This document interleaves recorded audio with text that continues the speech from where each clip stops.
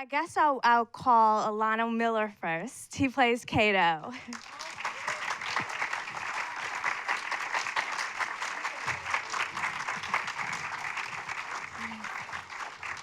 Then we have DeWanda Wise. She plays Clara this season.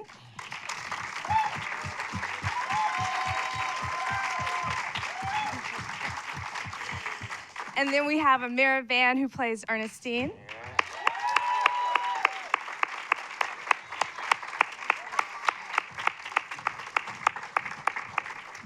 And last, but definitely not least, is Aisha Hinds, who plays Harriet Tubman.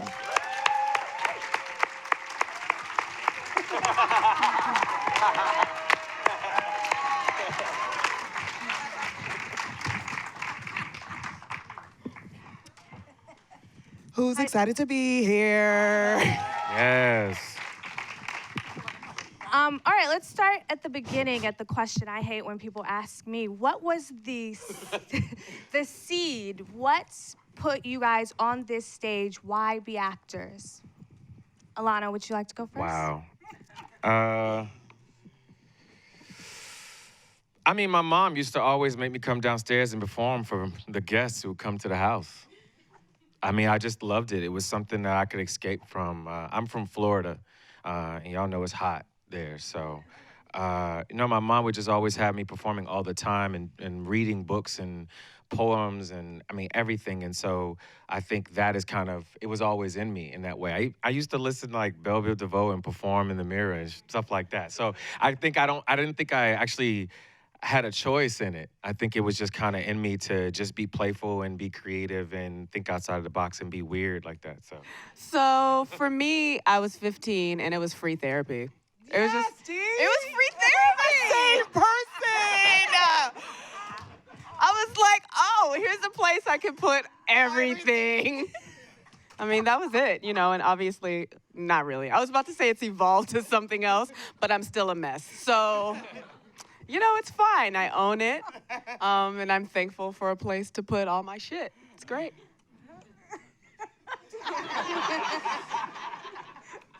I just realized why I do what I do. I don't know if, yeah, this is now working. That is probably the real reason. So I'll tell you the reason I was gonna say. That's probably more the real reason, but. I got into it. I just really loved learning about someone's life and the compassion that it takes to tell someone else's story, and finding out about the period and why they did, and just our human psyche. Why do we do what we do? And that really there are so many. We can really do. We're capable of many things, good and bad, and that's always been really interesting to me. Yup, free therapy. Truly, but that was something that I think I learned later on in life once I was a teenager and I realized why I was doing this thing. But if you talk about those seeds, those specific seeds, I guess I would have to say that I was introduced to the medium of film as a very little girl when my father took me to see Gandhi as a little girl. Not an animation, but Gandhi. And so... but it left, such an impression upon me. I remember thinking Ben Kingsley was actually Gandhi until I realized that actors act.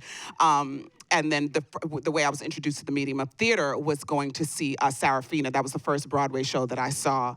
And I guess when I was introduced to the medium of television, one of the things that first really, really hit me was watching Whoopi Goldberg do her one-woman show. And she did these variety of characters. And in those characters, I could see a little piece of myself in each of those characters, which was something that I didn't see, on many of the mainstream television shows. And so here was this woman, fighting, I guess, with, her image and what society defined as beautiful. And so, she put this white shirt on her head, this men's shirt, and she was like, this is my long, luxurious blonde hair.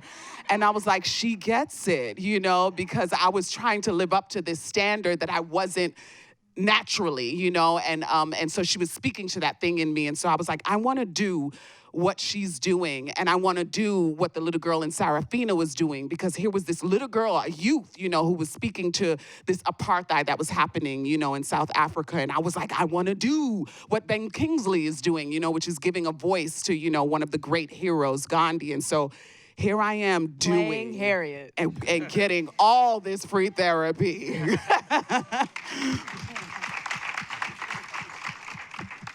So the spark, the seed was there. And before we get to underground, you guys, all of you spent a lot of time in the New York theater scene. Absolutely. So tell me about what was learned there in the New York theater scene that you brought and has continued and stuck with you throughout this journey. Rejection. And still keep going in spite of a blizzard that they still gonna hold auditions for. Somebody asked me yesterday, they were like, hey, do you remember me? And I was like, and he was like, we did a reading together at Second Stage. I played your teacher, and I thought to myself, like, I have had to have done at least 200 readings in New York, at least. So when I think about, you know, that Malcolm Gladwell putting in your 10,000 hours, where else? Like, where else would that happen? You know, it's just, it's the place it's the place I trained. I think we all trained in New York, and it's a place that will keep you fine-tuned, whether it's like doing a short, of which I also have about 1 billion on my resume, or, you know, continuing to do those readings or making art with your friends. I feel like that vibrant, the community is, I always say, like, you know, New York is where I come back to make my art, and it's still true. The script was sacred for me. I think that's the beauty of working on Underground, because it felt appropriate because it wasn't like, oh, these words, let's just improv. You know, these words they were just as sacred as any theatrical text that I've worked on. So that was really fantastic. Go Misha. But also too, the grind, like coming from there, I'm auditioning now. We're between seasons, and it's just like you don't feel that anyplace Wait, you're auditioning? else. No, I mean. No, she said she was doing a lot of squatting. She's doing Auctioning, squatting. auctioning. A lot of squatting. She's getting ready for season 3. So, Aisha. You want me to? I mean, no. Each other. This is how you lose a job, y'all. No. But so- honestly, no. But honestly. Well, let's be clear. Yeah. I mean, Mama Bear just had a new show I mean, drop she on gets- Deadline, you know, so we have questions. I mean, you know, we have questions. I don't know. Like for me, you know, it was Wait, so, I wasn't done. Oh, I'm sorry. I thought you was trying to save your job. My bad. I thought you was. I was trying to cover really you, are sis. family. We Yeah, really we are. No, but I was just gonna say that the hustle of New York is always so wonderful, and I think you can really take that anywhere. You know, I mean, there's great theater anywhere. I truly mean that too. There are great actors everywhere. But I just feel that energy of coming back, and I was like, oh yeah, doesn't matter where you get to, television show, anything, you come here and it's just like, yup, I got my book bag, and I got my umbrella, and I got my change of clothes, and I'm just like, yeah, how you doing, Miss Ernestine? Yeah, thank you. I got this audition. You know what I mean? And but that keeps you hungry, that keeps you active, that keeps your creative juices, and then you can go see a play, and you can go, you know, and there's nothing like being an artist here. I think it's very special to take that work, and it's so fast. Transitioning from theater to TV, that's one thing I did notice, because I was literally coming from I was in rehearsal for something when I was blessed to be able to come onto the show. And it's just like, you don't get those 3 weeks to be like, okay, wait a minute. So now let's, you know, when this happened to me in 5th grade, you don't get that. You They're don't get just, rehearsals. right. You They're don't like, get a your lot of mama died, your things. You son don't even died, get a your script. husband got right. And it's just like, and go and feel it. And so the great thing is, it's all the tools that you've kind of gained now, all that toolbox. That's really true. You want a huge toolbox, because when it comes to TV and film, they're asking you to pull out, and you got to be able. I mean, when we do ADR, we do songs, and I'm just like, oh shoot. And it was so funny because the guy was like, okay, do you want to maybe do this another day, or I said, no, I just need 5 minutes. Why? Because of the toolbox, because of working in New York, because of the hustle, because of rehearsals, where you can just go boom, boom, boom, and I'm sitting here scoring it up, doing iambic pentameter, doing Shakespeare on a TV script. You know what I mean? And then I'm like, boom, I'm ready to go. And he's like, shit. And I'm like, New York, thank you. That's real talk. I just think I think New York is just a great character. I mean, I used to sit on the train and just people watch. And I think what was so interesting is that you just see so many so many people with so many backgrounds. So you get to learn a lot just by watching. And I mean, yeah, you go through the trials and tribulations of, like I said, blizzards and everything else. You still got to go auditions. You got to be quicker. But it's a city that's so relentless, and it doesn't care. Like, it doesn't care about your race, doesn't care about your gender, doesn't care about your money. It just, it's gonna get what it's supposed to get out of you. You're gonna learn something, and it really does. It dug into my soul. I came here out of college thinking, like, I'm probably gonna get out, get an agent, and I think Denzel will probably meet around my second year, And you come out here with dreams and hopes, and it, no matter, even if you do become successful right away, it's something that humbles you automatically. It's a reminder, like, everybody's on their grind, everybody has a hustle, and everyone has a heart. And this is a place where you can create with so many different people, and your point of view isn't the only one. You are probably 9 times out of 10 wrong about what you think, because there's so much to see and so much to understand and analyze. And I think that is what, for me, New York has taught me. For me, I couldn't get arrested in New York, but New York was my greatest teacher. I wasn't the person who was participating in 1,000 readings, but I was present and I was listening. People weren't knocking down my door to be like, yo, can you read for us? But I did my fair share of shows off. Keep going. Off, One under more. There Broadway. There it is. Like, go to the belly of it. So I spent my time, on the boards, but I had gotten myself so wrapped up in my survival jobs that I didn't leave room to do the thing that I was supposed to be doing, So here I was, ain't right? I'm trying, yes, you understand. And so here I am. I was born and bred in New York, and so there were so many comfort zones, and one of those things was my survival job, So I had created this plan, just like, Alano, I created this plan coming out of college. I went to University of Miami, and I was coming back, and I was like, okay, so here's the plan. I'm gonna get an overnight job that starts at 11 p.m. that ends at 7 a.m. in the morning so that I can go home, take a shower. Trader Joe's. Yup. Apple. Right here. I said, I'm gonna be at my 9 a.m. audition, and then I'm gonna audition all day. And then when I book my Broadway show, because that's gonna happen pretty fast, when I do that, what I'm gonna do is I'm gonna show up an hour before, which is 7 o'clock, for curtain at 8, do my show. It'll probably run 2.5 hours. I'll be out by 10:30, back at my job at 11 o'clock. There you go. The part of the equation that was missing was that I never booked my Broadway show. And then I got tired of working the 11 p.m. to 7 a.m. So then I was like, all right, fine, put me at the 5 to 1. All right, fine. All my friends are hanging out, so put me at the 9 to 5 and I'll hang out with them, And so I got wrapped up in that thing, And it really there came a point. The towers fell. It was 9/11, and I think we all sort of stopped and re-examined our life. And we're like, where am I? Am I supposed to be where I am supposed to be? And so that was the thing that drove me out of New York and away from my comfort zone, my family, my nail salon, my dry cleaner, all the things, but it was the thing. My roti. my roti, my jerk chicken, man, all the things, And I left to go to LA, but, as Amirah said, I took my toolbox with me. And I certainly entered those rooms like, I'm from New York. Give me my respect. Put some respect on my name when you say it. So, you guys all come to LA, fast forward through all the boring stuff. You meet me, I'm on the show.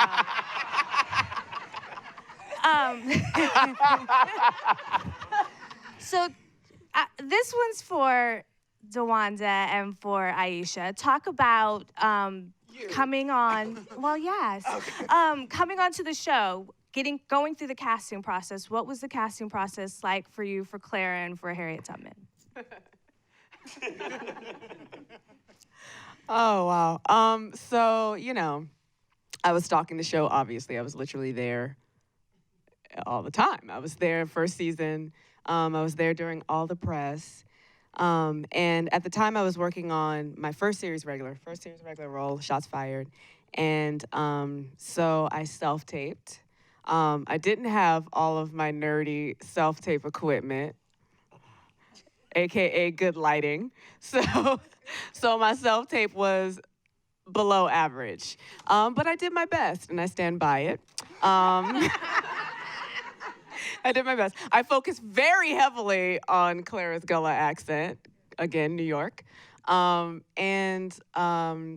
We drove the way. We drove 4 hours to Savannah for the callback to work with Anthony Hemingway, the EP director on the show. And he's exquisite and amazing and phenomenal. And I just, I don't think, Misha doesn't know this, but I don't know if I've ever wanted, first of all, this is the first time I've ever worked on a show where I was a legitimate fan, like a huge fan before going onto the show, that had never happened before. And beyond that, I feel like my stakes, like my stakes in it were so high and so strong. And so much a part of like the preparation and the drive was like being thankful I was distracted by my cat who was meowing the entire time, and being too exhausted because it was early in the morning to really give fuel to that, anxiety.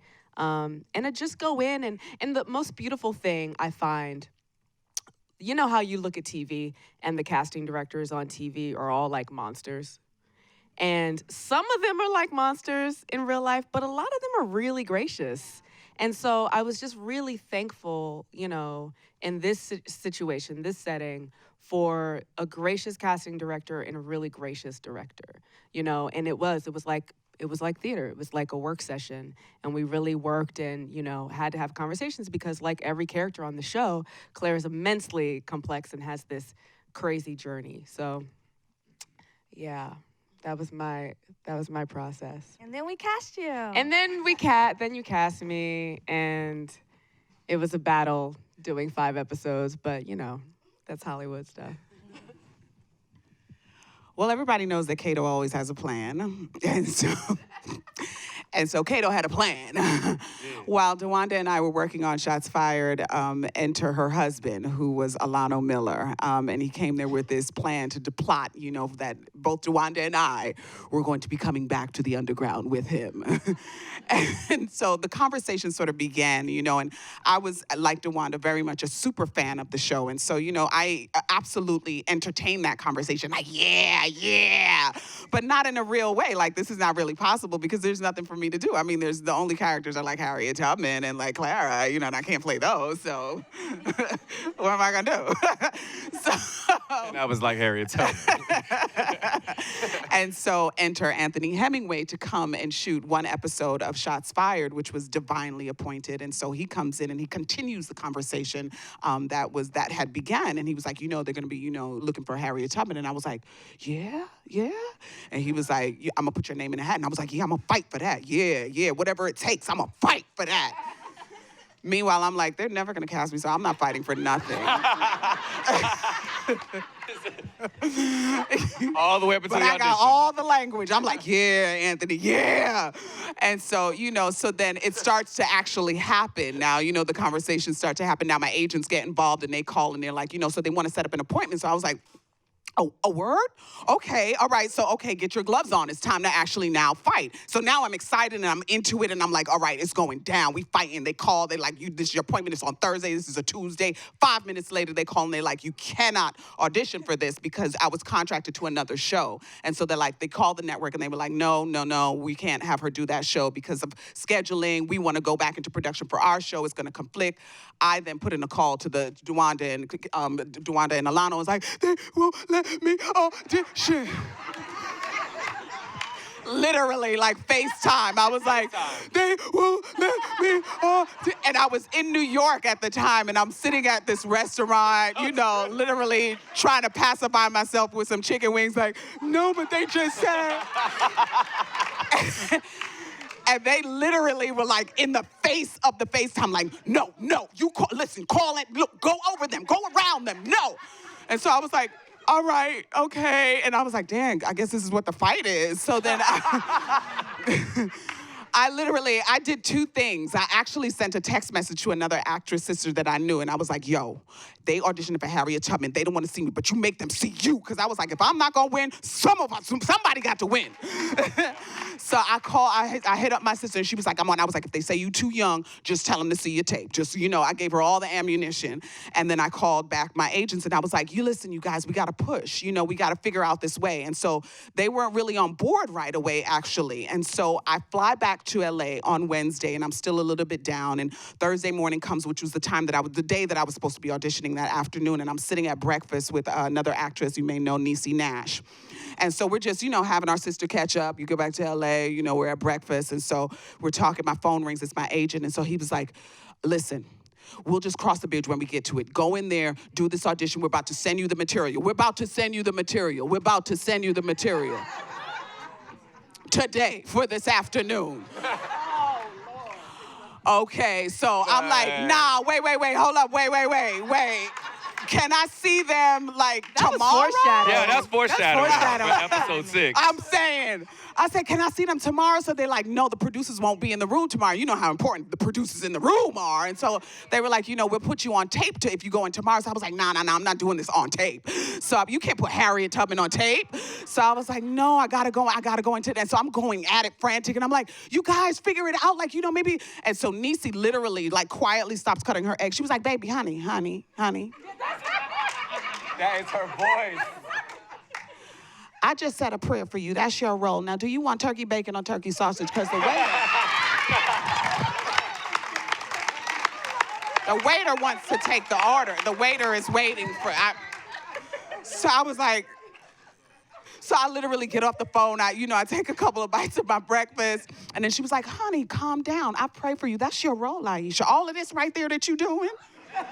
That's your role. And so she was like, go home, get dressed, get that material, and go down there. And I did exactly as she said. I went home, got dressed, printed out the material, and I went down there and I sat in the car for 3 hours reading a book that I had bought from Amazon about her because I wanted to just read as much as I could about her. I wanted to just get her as much of her spirit in before I started to consume myself with the words on the page because I felt like, how could I really tell this story if I didn't really know the story? And so I finished that book in that car, and then I took the last half hour and got into them pages.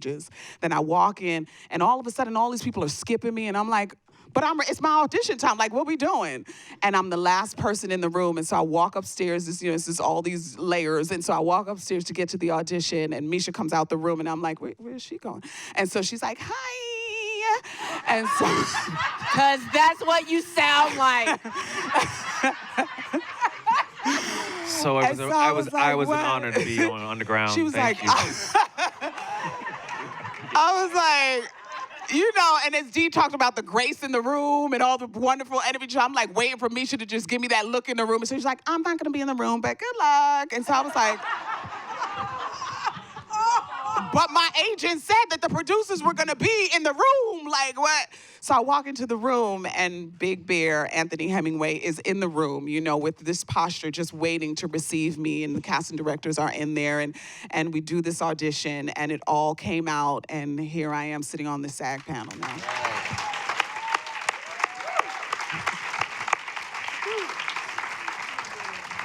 Got a plan. Okay. Okay, let me try to. Yeah. Yeah. So, Alano, Amirah, you guys audition last year. You go through a whole season of our crazy show. You come back for season 2, and we say we want to go deeper with both your characters. Talk about transitioning to season 2 with your characters. Okay, I'll go first. I was just excited. I feel like I feel like the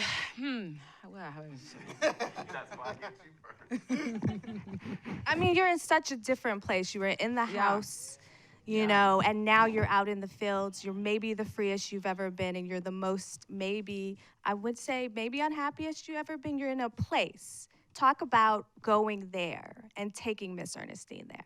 I think that's the interesting thing about the show is there's so many layers. I'm the freest I've ever been and the most miserable, And I think that juxtaposition is always what's so interesting.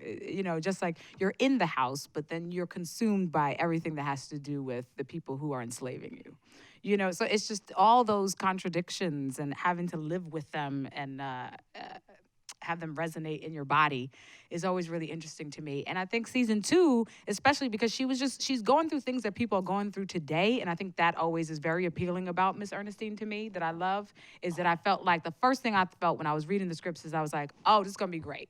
Because once we tweet, not great in like okay, she's just got a new clothing line, but like great in she's good, she's dealing with drug abuse. She's dealing with depression. This is stuff that people deal with today. I have friends who deal with depression. People who wanted to commit suicide. So when you get to tackle so many of those issues, definitely hard to execute. It was a hard as hell season when you think about it. I'm like, really, all of that? Physical abuse, drug abuse, desire to commit suicide. You have to go to a very dark place and be able to come back from it. But, when you do, we're in service. You guys all know that. That's what we do. And so you fall in love with being of service. And so, if I can kind of go, the deeper and the more truthful I am about the darkness of it, and then we find the journey through it, I think that's when the real healing can happen for anyone, whether it's Miss Ernestine or whether it's a viewer watching. And that's really a thrill when the work can be healing and an offering of truth.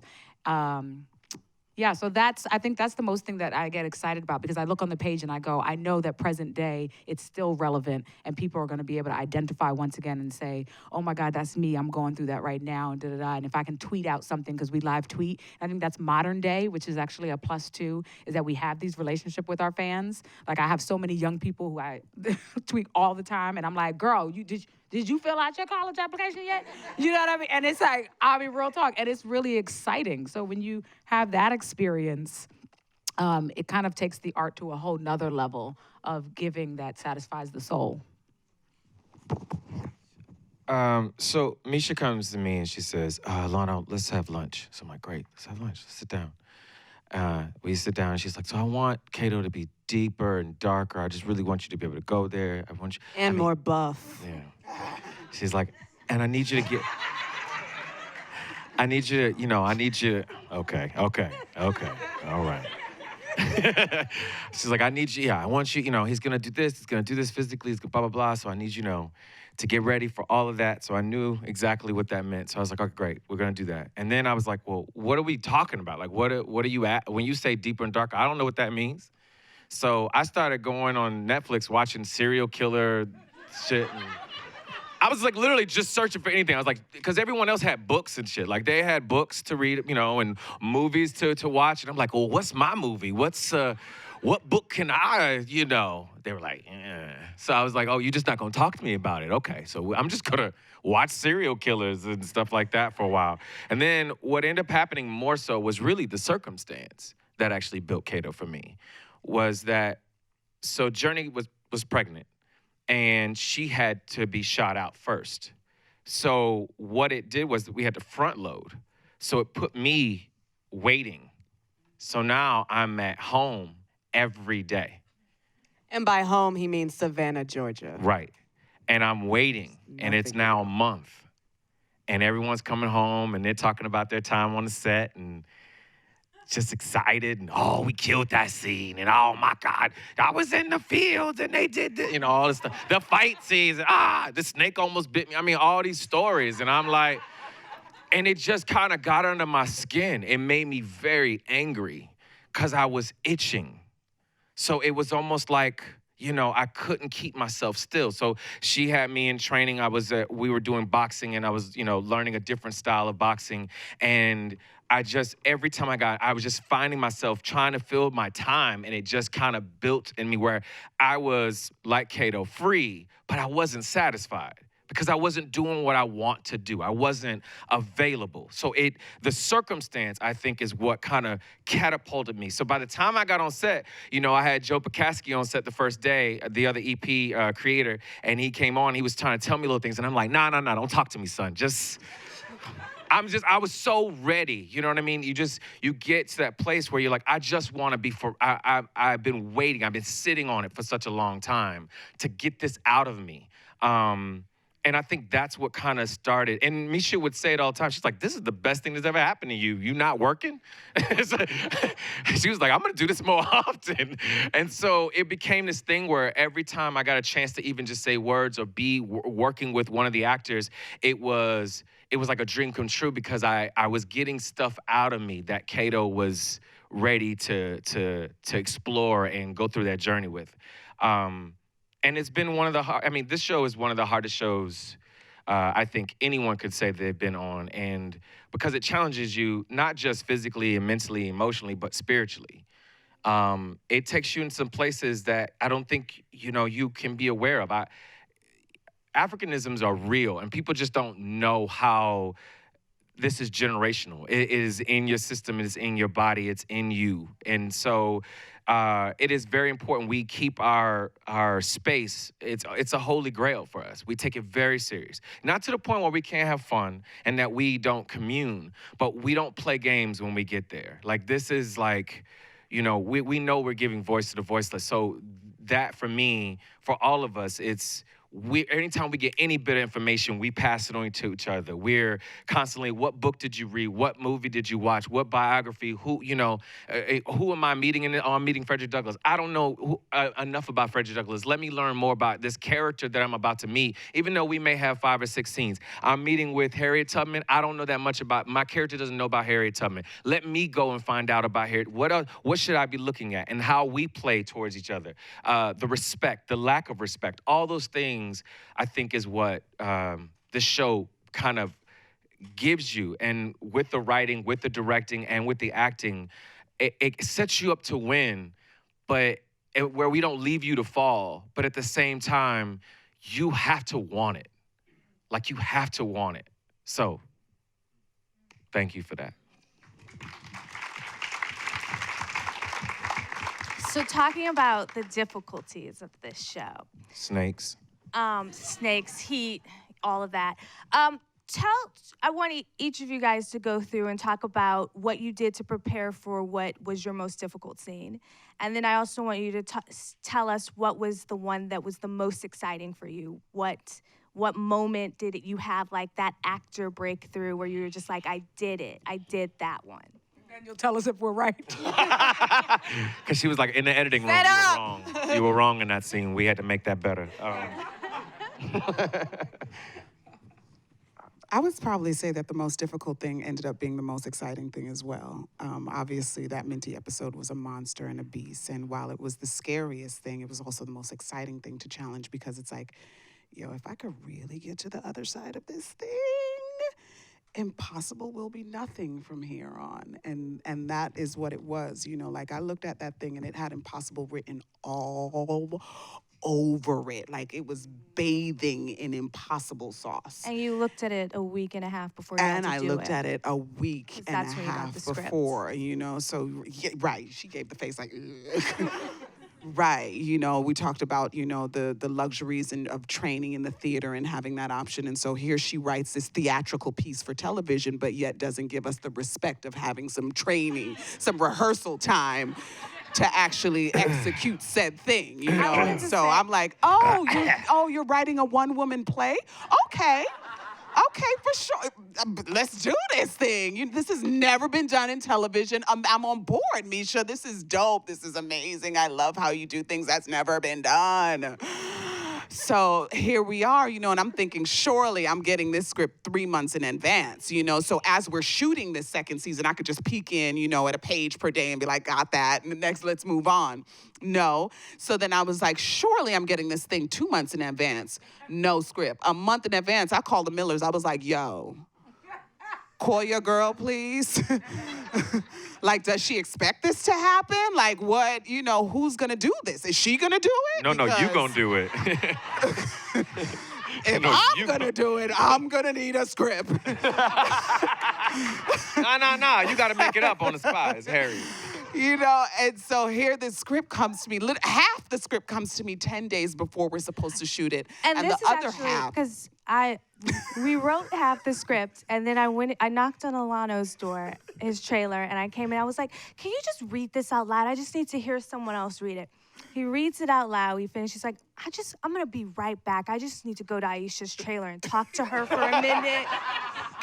I was like, you ain't And gonna. he literally came in there. He was like, now don't be scared. Like, just be calm. Just trust. And I was like, this can't go well when you like giving me all of these like preparation, like antidotes. It was no way to prepare.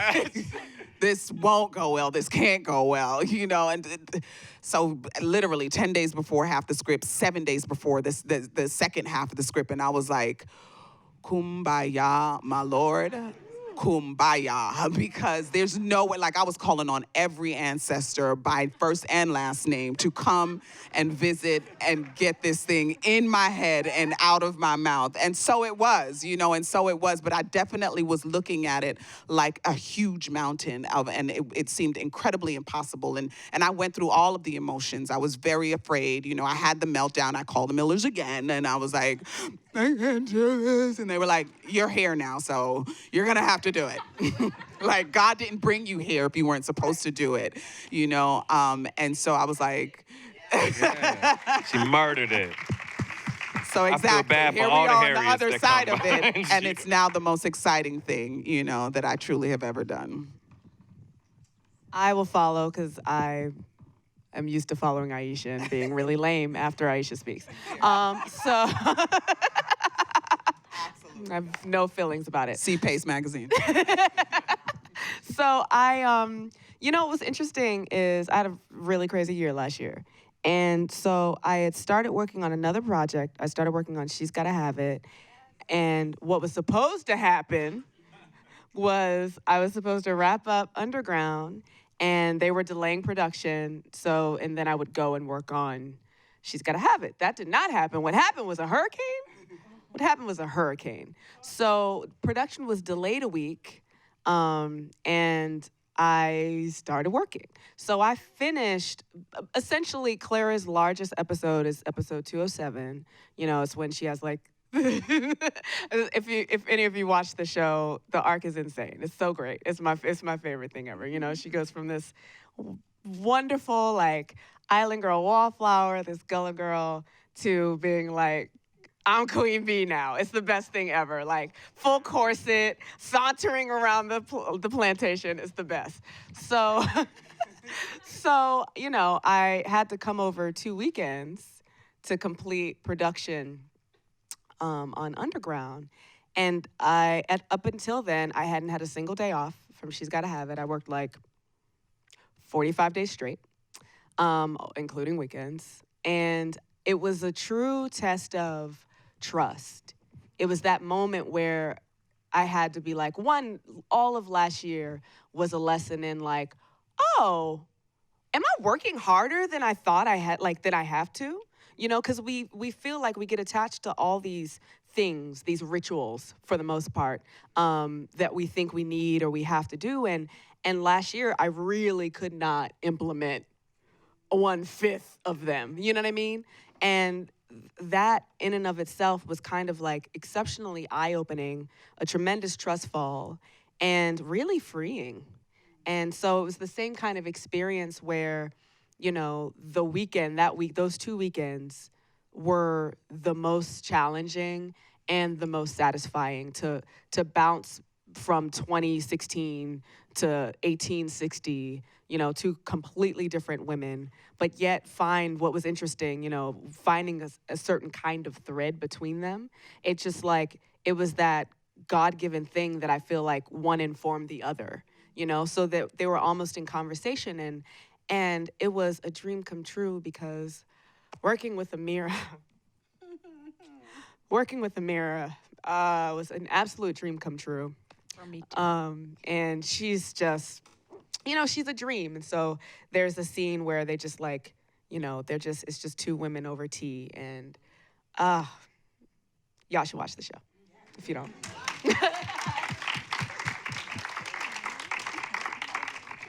I think mine was being able to conquer to shoot something out of sync.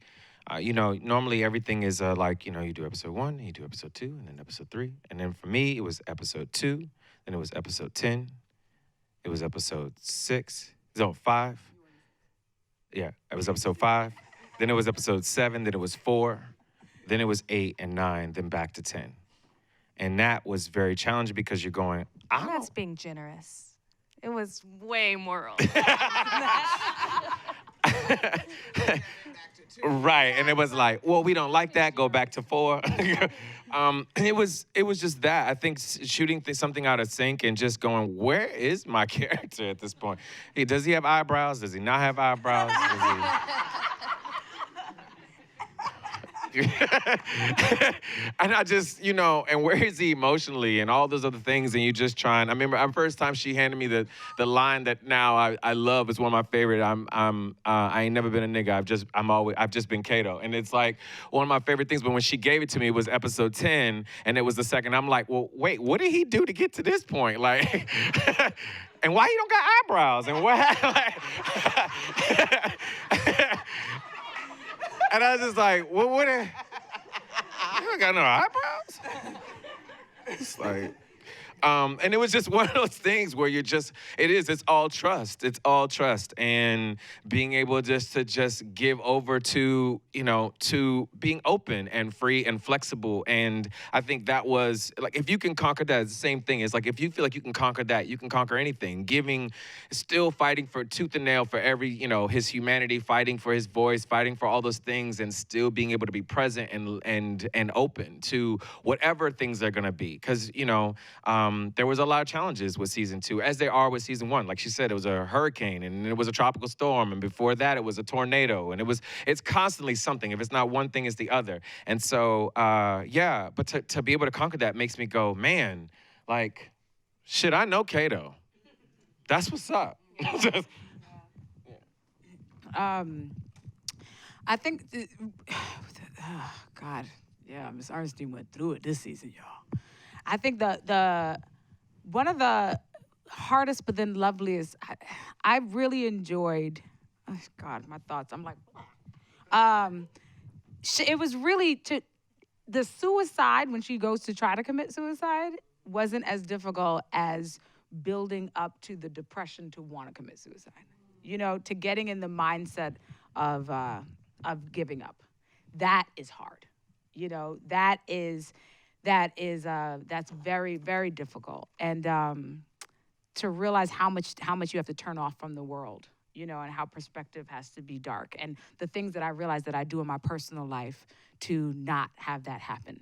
You know what I mean? The affirmations I say, the girlfriend circle that I keep, you know what I mean? The faith walk, the prayer, the meditation, stuff like that. Protecting your inner circle. So that was very difficult. But then one of the things I loved, and I would have me in tears when I was reading the script, was when she goes into the water, and then it says someone in the community grabs her from around the waist and pulls her out, and it's a long rope and chain of the Gullah Geechee people pulling her out. And I was I have chills right now. Immediately I was moved when I read that on the page, because I felt like it was such a beautiful portrayal of how sometimes you just can't do it yourself, and you need your community to come in and grab you and pull you out, And so that was so beautiful to me to experience, and to just have that offering, just to put that on television, to offer that and say thank you to those who do it, and to remind others how important that is, that we, if you know someone going through, to make that phone call. See how they're doing, to check in, how important and invaluable that is. And then other scenes that I loved were just the simple two people talking. I love the Clara scene. And that one, she had most of the dialogue. But y'all know, listening is so fascinating. And so, and that's my passion from the theater, is the idea of, the action scenes are fun to do. All of us love to do as much physical work as possible. I'm like, nah. I don't. I got it. Oh, Nah. Except after the first run, and then they're like, do we gotta do it again? Well, whether we can do it, that's another thing. But They always got my wanna stand in do to it. be fat, though, so I had no choice but to get. I do all my own stunts now.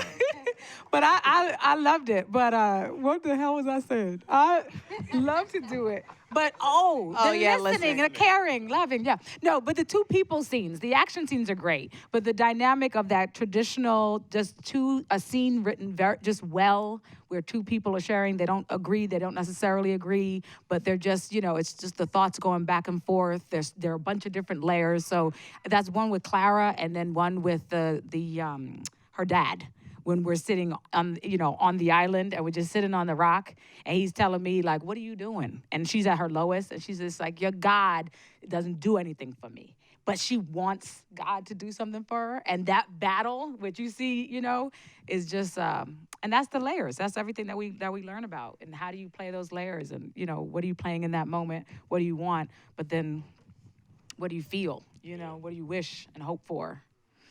So, yeah. So we're getting ready to wind down, and I have like 3 questions. So I'm gonna put Quick. those out there and, let you guys know, Aisha, that 3 questions is what I wanna. Okay, so we talk a lot about the craft. We've talked about the craft of it.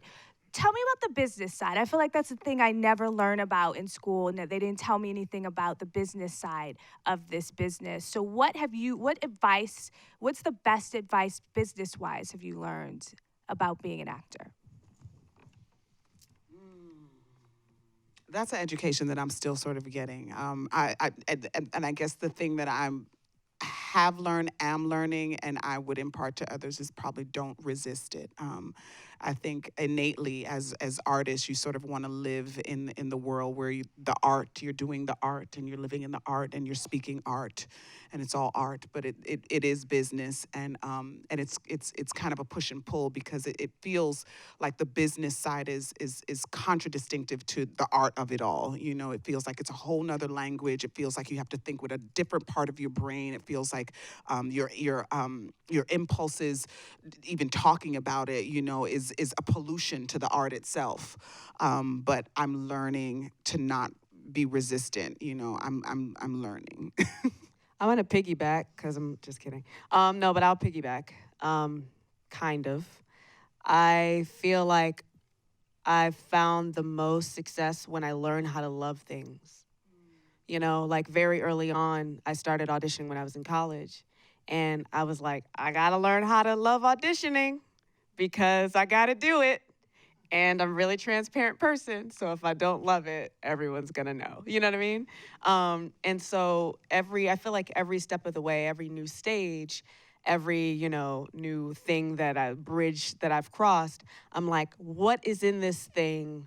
What is in it that I can find to love? And, with auditioning, I think part of what, has brought me so much success is I did that like mind trick. I do that mind trick that's like, it is mine for 5 minutes. It's mine for 5 minutes. I got this role for at least however long it takes, and also reframing and being like, if it's not gonna be this, then I don't want it.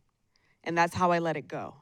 And so there are certain, I feel like little steps along the way, and I'm still learning it in every new facet of the business, and not presupposing, because I also think my mom loves to remind me that I was a total theater snob, and I was very much more like, I don't want to do film and TV, and my husband loves to remind me that I was also like, I'm gonna be an indie darling. You know what I mean? Like all this stuff, because I had all these preconceived notions about what the industry was, what the work was, because when I was, learning, there wasn't an underground. There wasn't, like, this work didn't exist. And so we're at this new, precipice, and it's really, really opened me up to not presuppose what any of it could be, because really it can be whatever you make it into. It's just comprised of human beings. I say the same work that you put in to build a character is the same work you need to put in when it comes to business. You need to know every ins and outs. You need to read your contracts. You need to know what they are. You need to be involved in what SAG is doing, because everything is not just about you, but it's about all of us and how we are affected. It is about us understanding our worth, and being particular about those things. I think specificity is everything. And so for me, it was being able to be specific in saying, okay, well, these are the things that I want to do, but in order for me to eat, I got to have a check. And what does that check look like? And how do I build? And all those things. And do you get a lawyer? And do what kind of manager? And all those, the hierarchy of it all. It gets to be a bit cutthroat at times. It gets to, like she said, separate you from the art. But it is very, very important. You know, you have to evolve with it. Do you have Instagram followers? Do you have Twitter followers? Are you live tweeting? What are you involved? Are you doing things for the community? How are you being seen in the world? All that stuff is now because of internet, because of social media, are very, very important. So to deny that and to say, well, I'm, not going to do that. I don't need that. Denzel Washington didn't do that. Well, There was no Instagram. there was no Instagram, and Denzel Washington probably wouldn't be Denzel Washington without Instagram. And now it's like, that's the thing. They are choosing actors based off of social media. They are choosing actors not on their abilities or them being right for the role, but on popularity. And so with that, you have to use their tool and turn it upside down and say, okay, cool, I'll play your game, but I'm gonna still show up and do my part. And when I do that, then there will be a moment when you don't need to do those things. There will always be a moment okay. So people are like, oh man, if Hillary Clinton had got voted to be president, we would be in a different place. Well, I call bullshit. The reason why is because the war will always be fought. And that's the same thing with us. This business was always gonna be fought. You finding your voice, you making a statement in the world, you doing your craft, all those things, you finding worth, all that is gonna always be a war. Within yourself, within the community that you are in. And so you need to do everything. Don't let the reason why you don't succeed because of you.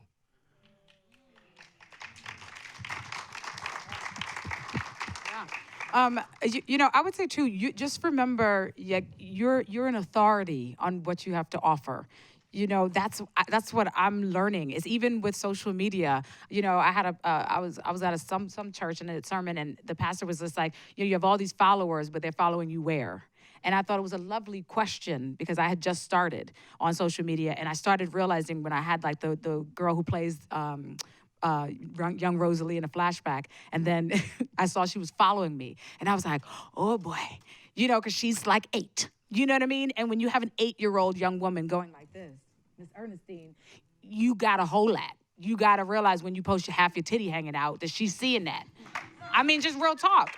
It's not saying don't post your titty out. It doesn't mean don't, but just know that that's your choice. Know what you're doing. Yep. Know what is going to be your offering. If it's yours is sexual freedom and you want to post your titty, that's good too. That's your choice. That's what your statement is. Don't do it by mistake though, because know that that people are watching.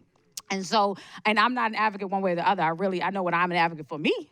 But in terms of whatever your choice is, just don't let it be an accident. And I think the same thing when you walk into a room. I have a lot of friends who, we of course, still we all grinding. And, he reminded me, he was like, yo, I'm going in for this audition, but it doesn't seem like me. And he was just trying to do this thing. And I was like, I said, what's better is you. I know you. Do it as you. Don't try to do as this person or this idea that you think. And my other girlfriend, she's Persian. And she was like, I don't know, but it sounds like it's a black role. So she was trying to do this thing. And I said, child, you ain't never gonna be black. You gotta do it as a Persian woman. And her Persian is dope because Persians are feisty as hell. So I was like, girl, you ain't gotta be nothing other than Persian. You know what I mean? And I think that's something that is a great thing that challenges then to casting, because then they go, oh, I never thought of it as a Persian woman, but this woman is fierce. And next thing you know, you get someone, you get to represent your people in a beautiful new color.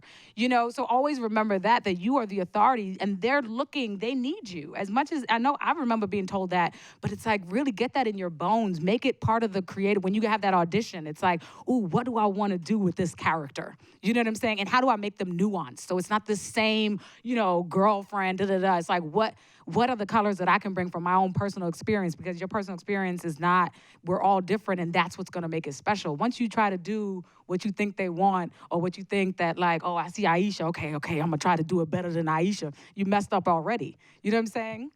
I don't know why my hand is shaking, I'm excited. But, real talk. Like, we just shot a whole other episode, and I'm still, but I can't do a panel for SAG. It happens. But also too, I think your community is important. Like I'm looking, I have like 4 people from Penelope here, my peoples, and like we all work in the same restaurant. This was these are the people who covered me to go to an audition. Real talk. You know what I'm saying? And like right now, it's real. That's real. And like Eric right now is a social worker. Woo, woo. Officially, I had to give him a shout out. But like we were both like sitting there working, sweating, crying about, trying to do 5 different jobs and being like, okay, how's it going? And it's just like, that's a part of your success. You know what I mean? Finding that job that, you can still go out and grind, and that is difficult. But just know, too, if you keep your eye, be real specific about where you're trying to go. You know what I'm saying? And keep your eye on that prize. I took a lot of pay cuts. Many times I did a theater job, came back, and I made more money waitressing than I did doing a theater job. But I knew that was a part of it. And that was the community I was building. Because one of those playwrights, Dominique Morisseau, we all know her. We all love her. She's writing for TV. Y'all know. I know y'all know her. You know what I'm saying? You better know her. But, and that's the community. And right now, we knew each other. We were doing a Tupac musical reading together. We knew each other. I was going to see her in Dominique's play talking about, yo, I love DeWanda. You know what I'm saying? And so the family continues. And so you see all the story. How many times did Aisha reference calling them about something else? She's here now because of that. So it's like the investment that you make as you go out, my hand is still shaking, y'all. Is a part of the business. But it's a part of the business. And that's a lovely way when you can own it that way. And it's not about like, oh, God, I'm doing this kind of work thing to kind of networking, which is awful. But it's like, you find there's a genuine seed of like, I really want to support my friends. I love telling it. I was wrapped. And they were like, Amirah, why did you go home? And I was like, because I got to go see Aisha. She got a scene today. You know what I mean? But that's sincere. And you see the payoffs. You really do down the line as you keep saying, building each other up and holding each other up. And next thing you know, you're like, oh, I'm working with this person. Now I want to write something. It'd be great. Oh my God, I want to produce something. DeWanda would be great for that. That's so vital to our success. But you can only do that if you're really focused on where you're trying to go. You know what I mean? And realize that loving other people and watching them succeed doesn't take anything from your own growth and power.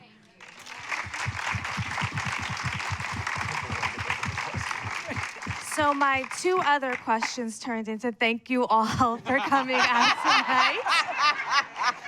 Man, those are some great questions. Thank you all. You worked tirelessly for those questions.